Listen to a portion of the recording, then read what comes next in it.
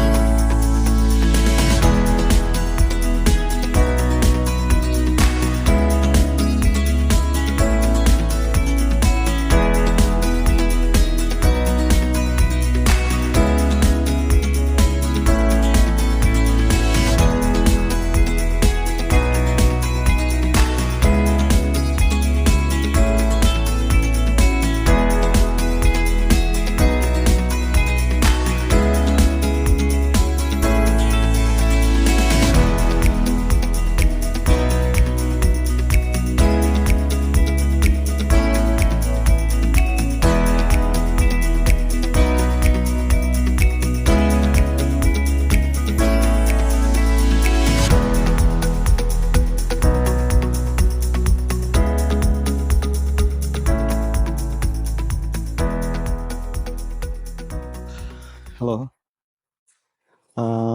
আমার হচ্ছে maybe complete.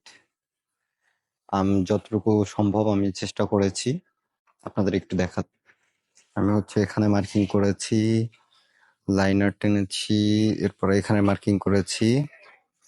হুম, এখানকার এইটুকুর মধ্যে থাকবে। ইভেন হচ্ছে এখানেও কিছু মার্কিং করেছি। আমার ক্যামেরা অ্যাঙ্গেলটা থাকবে ঠিক জাস্ট দ্যাট, এইভাবে।